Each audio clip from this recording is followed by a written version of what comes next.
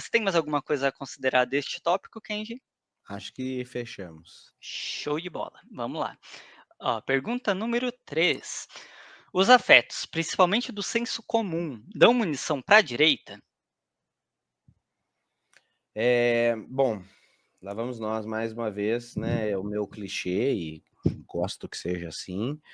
Acho que uma das funções minhas no último ano e ano que vem muito mais, em breve vai ter um projeto do Normose só sobre isso, já até dando spoiler do futuro, é desmistificar ou tirar da mão do sequestro coach da palavra afeto, só como carinho, beijinho, e pensar no afeto como circulação de poder político, ou seja, pensar nas afetividades, naquilo que tem a capacidade de afetar, minando poder ou concedendo poder ou construindo regimes de visibilidade e invisibilidade, ou seja, compreender quais são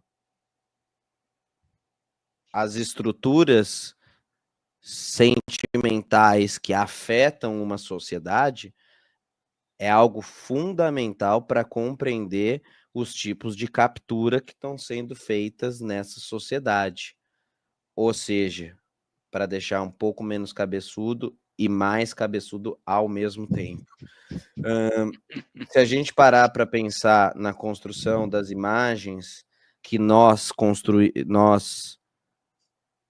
fazemos no nosso discurso de esquerda e da direita, a gente vê uma coisa dos afetos muito interessante. Por exemplo, vou até te provocar sobre a sua última resposta. É bem Uhum. verdade tudo isso que você falou, concordo, que as identidades marginalizadas estão sucateadas, estão fudidas, estão cagadas, são colocadas dentro e são obrigadas a aceitar isso, porque, enfim, tem que pagar as contas e etc e tal. Mas isso, se você não é um sujeito politizado, você é só um trabalhador que trabalha em 6 por 1 e não tem tempo de pensar na vida. Você escuta essa merda e fala, tá, e daí eu preciso trabalhar?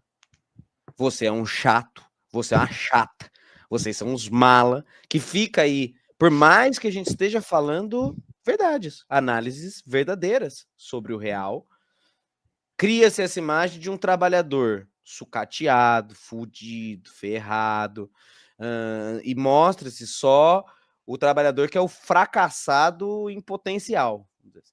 Daí, do outro lado, vem a direita, que mais uma vez eu lembro, não precisa ter compromisso ético, precisa de um discurso rápido para manutenção do seu poder, precisa desse trabalhador consigo para que ela mantenha o seu poder, ela não consegue sozinha fazer isso. Então, o que ela faz é ir pensar em quais são os tipos de coisa do trabalho desse sujeito que está o afetando. E ao invés de construir essa imagem de ferrado, de sucateado, o que ela faz é sequestrar esse trabalhador dizendo o seguinte: ô, fi, eu te prometo prosperidade se você colar comigo, é que a esquerda não deixa você fazer empreendedorismo, se tivesse empreendedorismo, você resolvia. A culpa é da esquerda que fala que você é um sucateado. Vem comigo que eu te dou prosperidade. O que o cara tá fazendo, Pablo Marçal, quando ele faz isso? Fiz questão de trazer o querido sotaque de Goiás, porque também faz parte da estética. Ele tá descendo do ponto, do salto que nós temos de fazer análises rebuscadas, pomposas, cheios de trililis, que a esquerda criou-se uma caricatura real de que a gente faz isso. E ele tá falando, ô, fi, esses políticos não sabem nada, eu falo sua língua. Vem sonhar comigo que eu te dou prosperidade. E você vai ganhar comigo dinheiro agora. Porque o que a gente está tentando fazer, quando a gente fala que o trabalhador é sucateado, é propor que ele. Nós também queremos que esse trabalhador ganhe dinheiro. Mas a gente identifica que esse problema é estrutural, de longo prazo, que exige uma coisa maior. E o cara quer agora. E daí esse cara vem e fala: ô, fi, eu te prometo que se você colar comigo, colar com Cristo, que é o Jesus maior de nós, fechou para você. E aí, pronto. Por isso que é preciso falar dos afetos. Olha como um discurso do Pablo Marçal consegue, com mentiras, sequestrar o sonho dessas pessoas.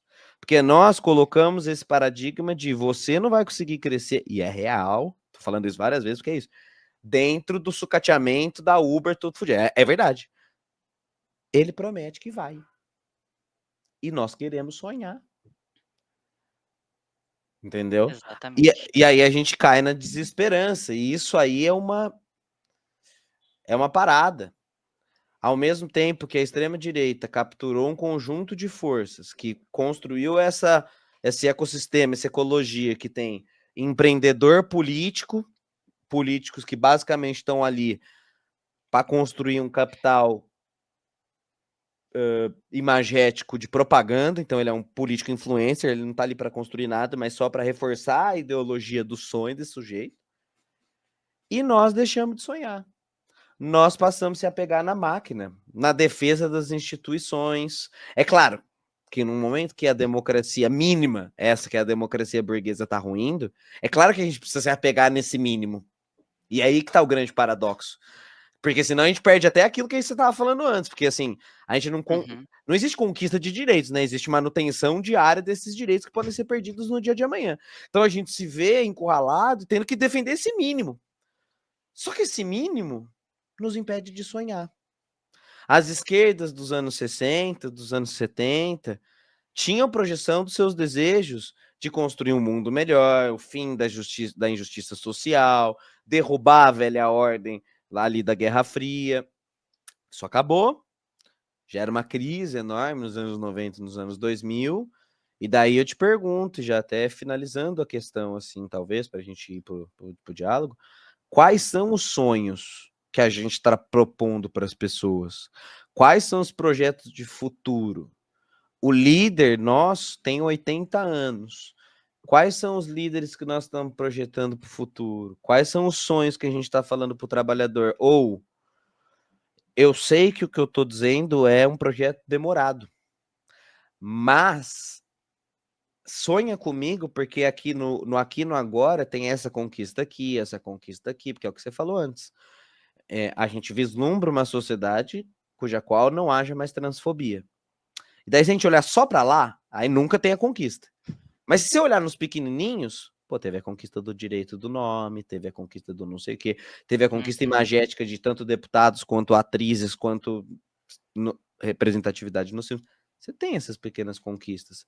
E talvez a gente não consiga conectar o agora com o futuro, e aí a gente perde pro sonho da direita prometendo prosperidade e a gente mostrando sucateamento.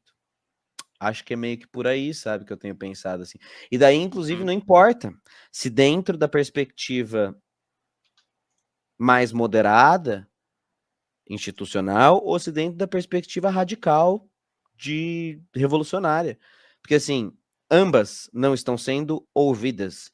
Ambas, porque a mais revolucionária está prometendo algo para um trabalhador que não consegue vislumbrar esse futuro e não se conecta a ele. E a moderada, muito menos, porque aí ele olha que o cara tá protegendo o Estado e diz, porra, mas essa porra desse Estado nunca me deu porcaria nenhuma. Tem que ter Estado mínimo, que é o que o outro lá tá protegendo. Então, e aí a gente fica brigando entre nós, né? É mais moderada, é mais radical, quando ambas não estão conseguindo pregar nenhum tipo de sonho. E aí a gente Exatamente. tá com o solo todo fudido e não consegue fazer nenhum plantio pegar. Claro, tá tudo cheio de agrotóxico, sabe? E é um negócio que é possível, né. Eu tento ir muito, Kenji, quando sabe, qualquer assunto que surge aqui, né, no meu atual podcast, né, eu faço essa intersecção, né, com a deficiência, com a transgeneridade, porque todo o assunto é possível a gente fazer uma conexão com a classe trabalhadora real. Por exemplo, né, o assunto que eu ia falar na outra pergunta, né, mas que se conecta perfeitamente aqui, né, se a gente envelhecer, né, se a pessoa chega nos 60 e envelhece um pouquinho mais, é 49% de chance dela se tornar pessoa com deficiência.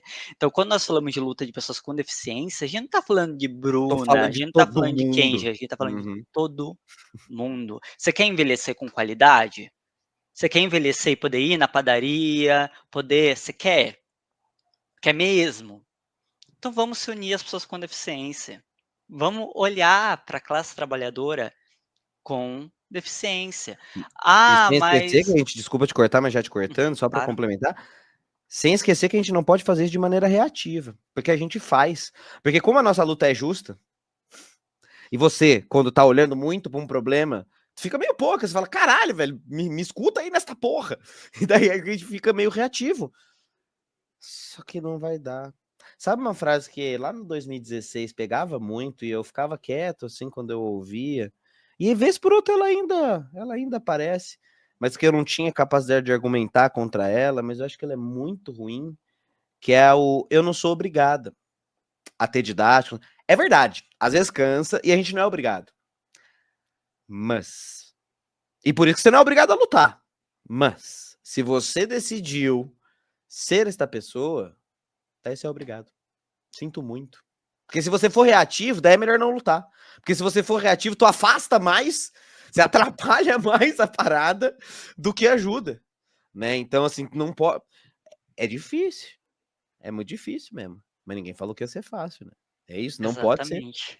É a gente saber realmente comunicar, né, tanto eu tive uma não briga, né, mas a comunidade trans e travesti me bateu horrores, né, porque eu saí na Microsoft. "Ah, blusa azul", pois é, roupa da Microsoft, eu não escolho a roupa que eu ia sair num vídeo promocional da empresa, tá. "Ah, cabelo curto", sim, eu sou uma pessoa autista e eu tenho hipersensibilidade com o meu cabelo e eu tenho direito de cortar o meu cabelo curto, assim como qualquer outra mulher tem direito de cortar o cabelo curto. Né, a gente tem que realmente entender, né, pelo que a gente está lutando. A gente está lutando pelo estereótipo da travesti prostituta, é isso? A travesti que é extremamente estereotipada e que a Microsoft tem que ir na rua e pegar a travesti. Gente, assim, o que a gente tem que lutar, que é que nem eu dei uma entrevista no Portal Terra, né, e eu falei muito sobre isso, não adianta apenas ter um bootcamp, de graça para você estudar. Você tem alimento, sabe, você está bem alimentada, você está em condições psicológicas para você fazer um bootcamp? A pessoa que está na prostituição e que é jogada para isso, gente, ela não gosta, tá. Tem gente que pode se encontrar neste universo, beleza, ok, bacana. Mas a grande maioria, a gente tá falando de 90% das pessoas trans e travestis, tá. 90%. Se vocês acharem que 90% de alguma classe de pessoas tá interessada neste universo, assim, você tá viajando bastante, tá. Então é isso, né, a gente conseguir fazer essa conexão, a gente conseguir mostrar que a gente tem que ter direito de ter a nossa dignidade do jeitinho que a gente é, né. Quando eu vou numa Microsoft da vida, eu tenho que entender que, primeiro, eu estou ocupando um espaço de privilégio, né, quando eu entro numa Accenture, é um privilégio. Sabe, a escala 5x2, tô com meu notebookzinho que a empresa me deu, tô com fone, trabalho por enquanto home office, depois híbrido e de boinha, sabe, eu tô numa posição de privilégio. Mas o que que a gente tem que fazer da nossa posição? A gente tem que mostrar perspectiva de luta e entender que se a gente ocupa um espaço de poder, né, um espaço que é muito difícil ocupar, a gente tem que ter perspectiva de outros corpos, de outras pessoas também ocuparem este espaço. Não adianta a Bruna vencer, não adianta a Kenji vencer, E, e, não eu, adianta. e eu penso assim, Bruna, que também tem uma parada aqui, acho que você vai concordar comigo assim. Uhum, Eu acho que não é um privilégio aonde você tá, não. concordo. Na verdade, pô, olha o que você falou, né? 5x2. Se a gente colocar 5x2 como um privilégio, baixa o nosso horizonte de sonhos. Na verdade, tu tá com o mínimo do mínimo que pode te fazer sonhar. E daí sim, concordo Sim. com todo o resto. Daí qual é o nosso papel e tal. Tô contigo. Mas é isso também. A gente parar de. Porque tem uma coisa quase dentro do nosso campo da esquerda, meio de moralidade cristã, ou culpa cristã, de por ter o mínimo se colocar numa posição de penitência e direito, quando na verdade esse é o mínimo. Esse é o mínimo que, claro, em comparação com o real duro da vida, torna-se um privilégio relacional, social. Exato. Mas a gente não pode admitir isso, ou pôr no nosso horizonte isso como um privilégio, mas isso como uma Sim. conquista do... Até porque é isso que você estava falando, que eu concordo 100%, até porque não é a tua conquista ou a minha conquista que vai mudar coisa alguma, né? Isso tem que ser... A hora que a gente estiver falando de 4x3 para todo mundo, daí a gente pode mudar os nossos discursos, assim, que quem tiver uma vez por semana trabalhando é um privilegiado, porque tá todo mundo trabalhando em 4 vezes por semana, daí tudo bem, entendeu? Aí quem trabalha Sim. uma, aí tá certo. Mas eu acho que, mas eu tô contigo, assim, eu acho que é uma coisa que nós normalizamos muito, e tem até essa questão, sabe, de janela de Overton mesmo, assim, de tipo da linha da normalidade, daquilo que é aceito como o normal na sociedade, e que essa linha, né, vai brigando para lá e para cá. E eu acho que a extrema direita conseguiu nos últimos anos puxar a gente normalizar coisas que não são normais, porque sucateou tanto que daí tem isso, né? Então eu acho que já que a gente está falando muito sobre pensar em novos discursos, em conexões, em novos horizontes, em coisas que vislumbrem uma imagem positiva do futuro e não só o real sucateamento do agora, acho que essa é uma brisa interessante de se ter. Mais uma vez, um Sim. beijo para a brisa aí.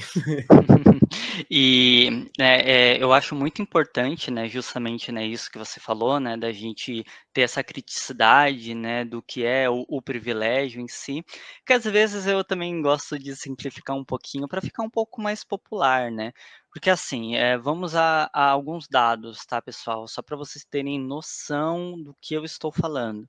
Eu falei que 90% das pessoas trans e travestis estão na prostituição, apenas 0,01% das pessoas trans e travestis estão fazendo uma graduação, tá? Estão indo para o ensino superior. E nós não estamos falando de quem se formou, tá?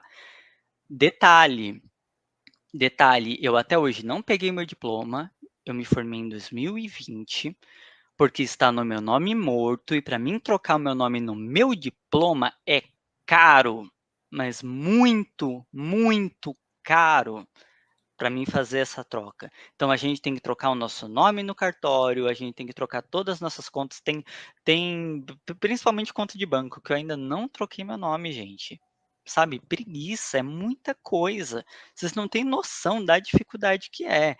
Então, assim, quando nós falamos de pessoas trans, por exemplo, né, e nós vamos, né, por exemplo, né, eu dei uma palestra, né, para o pessoal da Microsoft, Soul Code, outras empresas, né, em nome da Microsoft, mas também para eles, né, em que a Soul Code estava falando, né, do número de pessoas com deficiência, pessoas com deficiência pretas, né, que eles formam muitas pessoas com deficiência, e não tinham dados de pessoas trans, gente. Nenhum, a gente nem estatística é. Não é, sabe. Ah, no evento tinha algumas pessoas pretas? Poucas. Isso é de se averiguar, poucas. Pessoas trans, travestis? Só eu. Então, é uma pena, esdrúxulo isso, sabe, pensar que simplesmente por eu ser uma pessoa trans e travesti, o espaço é negado. É extremamente difícil a gente ter um mínimo de dignidade. Até entendo, né, a revolta de algumas por eu não ser uma pessoa hiper, ultra, mega marginalizada, né, do jeito que elas queriam. Entendo, né, deve ser difícil ver, né, uma pessoa que não precisa ter um silicone para ser respeitada, porque elas são cobradas disso. A gente tem que falar da realidade, elas são cobradas disso, né. E, bom, falando um pouco sobre essa questão do senso comum, né, é muito simples para a direita, né, falar: "Boulos vai invadir a sua casa", a pessoa fica com medo, ela vai para o emocional dela, ela fica com medo, ela não vai querer se aproximar do Boulos, porque: "Meu Deus do céu, o Boulos vai invadir a minha casa".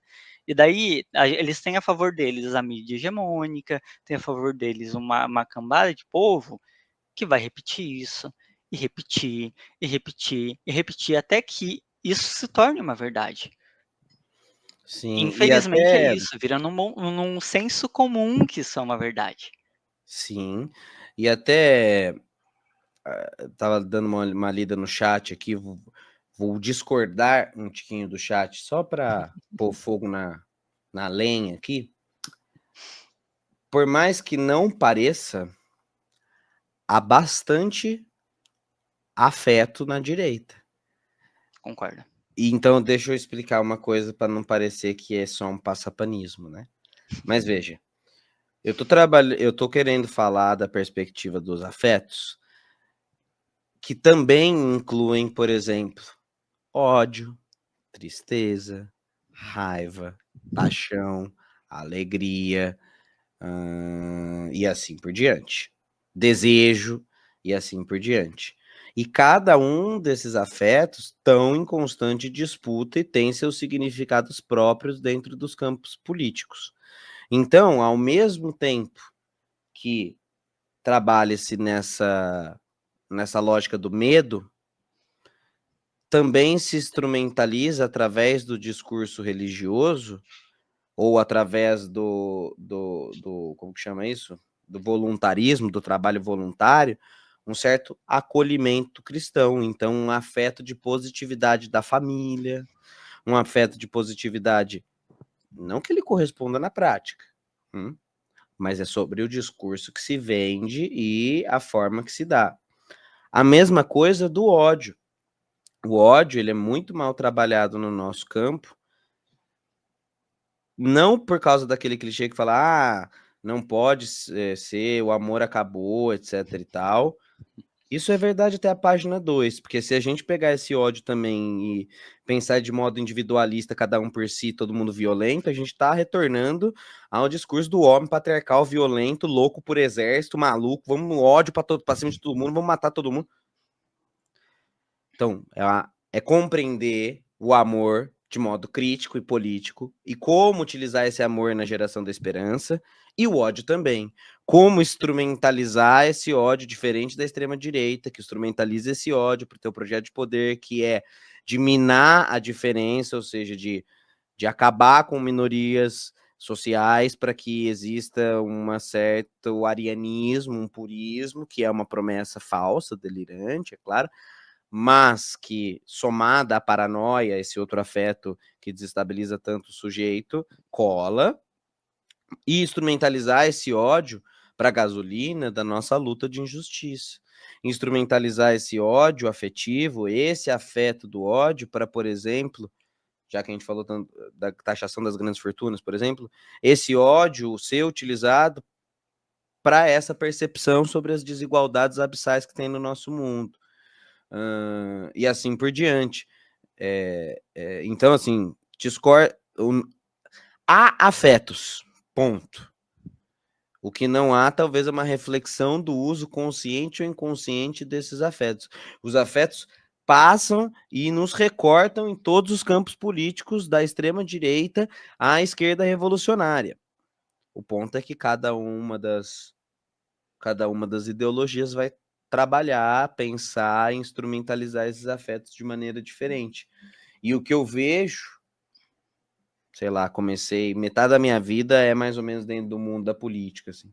O que eu vejo é que a gente perdeu muito a dimensão de pensar sobre, por exemplo, o afeto do poder, sobre como o poder é algo intrínseco também do nosso campo e como muitas vezes nós apenas reproduzimos, por exemplo, dentro da lógica partidária, da organização partidária, as meras burocracias de afetação do poder que a gente tanto critica, porque dentro das organizações partidárias a gente também emula esse mesmo afeto desde sempre. Então, para além de qualquer coisa, parar e pensar nessa circulação dos afetos me parece ser a única forma que a gente tem de ressemear esse solo novamente que está tão terra arrasada. Entendendo como cada uma dessas emoções vai atravessar os sujeitos para daí sim pensar em como produzir os nossos discursos de transformação do real. É uma brisa bem grande, assim, mas não é ao mesmo tempo, sabe? Isso tá Eu pulsando em nós, assim, quando a gente pensa em comunicação, ou até quando a gente pensa em escuta, a primeira coisa que a gente está escutando não é a racionalidade como a gente mesmo quer crer. Isso todos nós, a gente que tá mais ao lado da ciência, a gente tende a crer que nós trazemos, talvez a gente, por saber da importância do método científico, trazemos essa racionalidade depois, mas a primeira impressão, a ética primeira, a forma como produzimos a alteridade do outro, ela é muito menos racional do que nós imaginamos. Ela costuma ser sentimental, afetiva. Até tô lembrando agora do Levinas, né? Que vai falar, um dos pais da ideia do pensamento da alteridade, né? Do poder do princípio do rosto.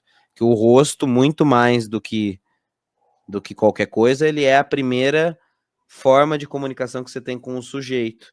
E geralmente nesse rosto é que nós imputamos nesse rosto do outro todos os nossos valores, os nossos preconceitos, as nossas lentes, e não conseguimos ler o outro de fato.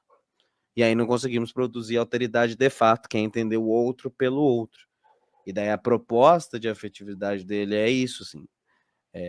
Como então sobrepor esse nosso olhar de eu para pensar o outro como o outro. E eu tenho apostado que é nesse lugar de pensar em como cada coisa que nós falamos afeta as pessoas, inclusive para gerar desesperança, que é aquilo que a desesperança tende a ser reacionária, mas ela também faz parte do nosso campo quando a gente coloca essas perspectivas que a gente estava falando lá do início.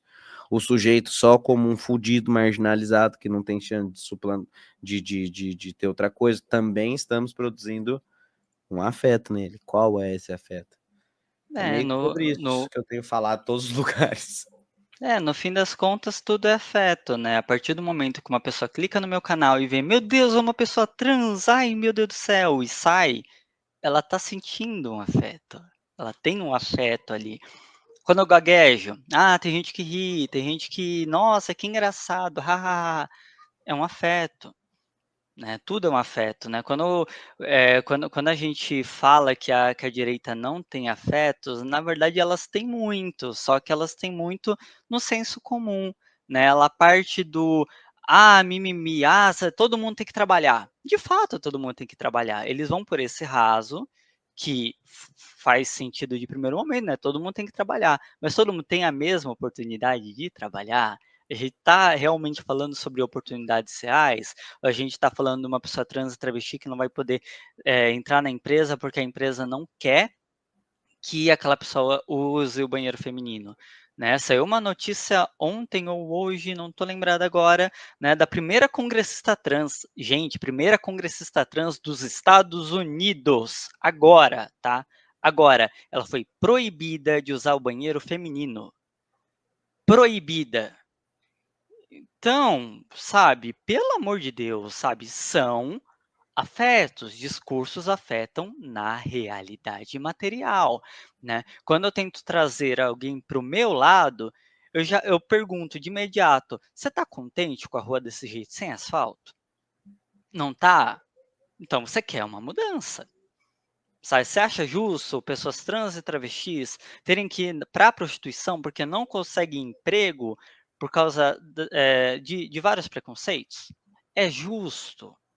É legal, né, quando a gente sai também deste campo da individualidade, a gente entende, eu não sou uma pessoa preta nem parda, mas meus amigos são.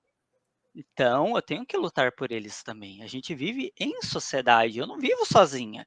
O racismo não me afeta. Me afeta. Se meus amigos estão mal, eu estou mal, né. Então essa noção que as lutas, entre aspas, "identitárias", elas fazem parte do nosso redor. Pode ser um filho, pode ser uma filha, uma filhe, pode ser primo, prima, mãe, pai, né. Então, eh, a gente tem que saber como se comunicar com a classe trabalhadora. A gente tem que conseguir mostrar para a classe trabalhadora como como esses preconceitos são extremamente problemáticos, né, a própria questão do afeto da família, né, a direita usou tanto, né, usa tanto a questão da família, a gente conseguiu usar o afeto da família sobre a escala 6x1. A gente E conseguiu. outra, e outra é aquele, o meme lá da Money Hit. E outra, se você prestar atenção e a gente fosse malandro no nosso discurso, eles são a favor de um tipo de família. Nós somos a favor de todas. Eu não sou contra a família, formação nuclear, heterossexual. Se for um pai presente, com uma mãe maneira, com 2 filhinhos, tô dentro. E eles também. E aí todas as outras, eu também tô dentro. E eles não. Então quem é contra a família? Eles, e não nós. Então, só que aí não conseguiu fazer essa conexão. Que é simples. E a gente não tá conseguindo afetar. Mostrando, não, peraí. A esquerda é contra a família. Não. Não, claro que não. A esquerda é a favor de todas as famílias, sempre foi. Nós queremos que todas as famílias possam sonhar em um dia ser felizes. Todas as famílias. E daí vai. E daí, todas as famílias. Por exemplo. E aí, para sair das minorias de poder, né? Por exemplo. Ou da falta de poder dessas minorias, né? Você aí que é filho de vó, você não tá incluído lá na família nuclear. Aqui você tá. Você que é filho de mãe solteira, não teve pai, seu modelo não funciona lá. Aliás, eles vão falar que você é uma mulher promíscua, que você é isso, que você é aquilo, por isso que você virou mãe solteira. É aqui nesse campo que se defende essa família. Então, calma aí. Né? Então, mas são essas coisas que nós não conseguimos produzir. Há muito tempo, muitas pessoas têm falado isso, mas o grosso do nosso campo tem produzido reatividades. E eu sei que quando eu falo isso, as pessoas ficam bravas, as pessoas ficam pistolas, e daí eu digo, reatividade, reagiu. Se ficar bravo, provou meu ponto. Mas é isso, assim, tipo, largo eu não sou obrigada. Se você quer transformar o mundo, você tem que transformar os sujeitos. E para transformar os sujeitos, desculpa, você é obrigado a topar conviver com a diferença. Sim, e saber principalmente se comunicar, né. É algo que eu vi um problema muito sério na campanha do Boulos, né, ele se agarrou em muito na piadinha de bolos no pote. Gente, a esquerda tá fazendo meme bobo, sabe, não tá falando sobre proposta, não tá falando sobre radicalidade, não tá. Por quê? Eles do lado de lá não têm medo de ser radicais.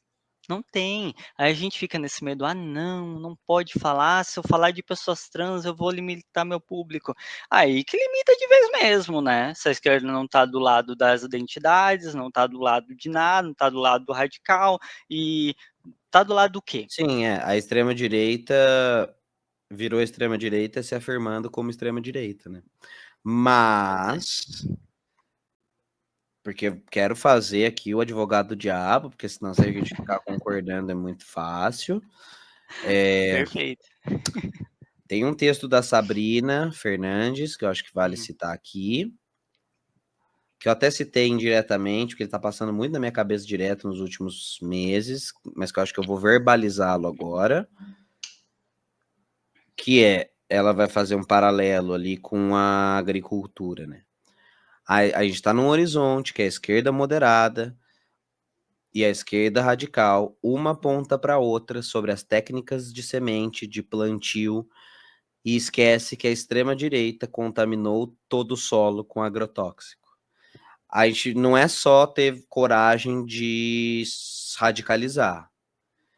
Nenhuma semente pega. Isso a Sabrina vai falar, né? Isso é da Sabrina, não é meu. Mas eu acho que é uma analogia linda porque desenha muito didaticamente a situação.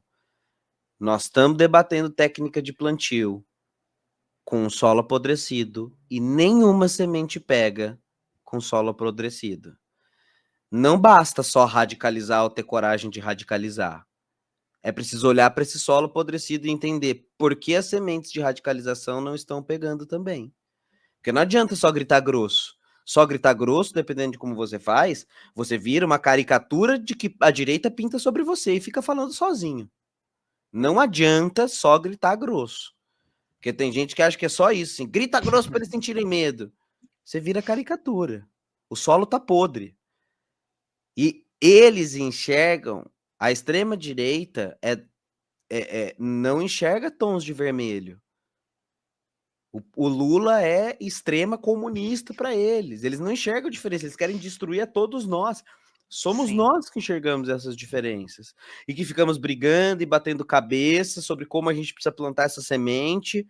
Nós precisamos repovoar o solo, citando a Sabrina. Nós precisamos arar de novo, olhar para a terra. Não plantar, não tem semente que vai pegar em solo apodrecido.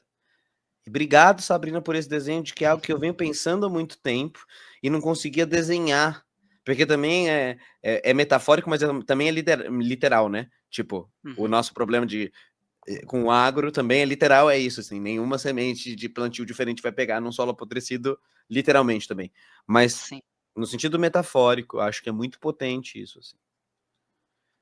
Deixar um pouco, e eu deixo essa provocação, porque pertenço a um campo menos moderado, então estou falando também sobre mim, e encerro aqui essa pergunta, repetindo isso. Não adianta só coragem para radicalizar, não. Não adianta só coragem para gritar grosso, não. Gritar grosso pode ser um tiro no pé. Eu tenho pensado mais no longo prazo de novo. O único jeito de fazer essas pessoas sonharem conosco é se a gente tiver um solo bem arado de novo, trazer elas para o nosso terreninho e dizer: olha como é bonito, como aqui pega, como a gente tem raízes floreando, sementes diferentes dando resultado. Enquanto a gente trouxer as pessoas para o nosso terreninho e tiver tudo cagado, as pessoas vão virar as costas e não vão querer plantar conosco, tá ligado? Então, mais que qualquer coisa, acho que essa é a grande preocupação. perfeito. Você fez um complemento que talvez eu não consegui fazer essa ponte muito bem, né?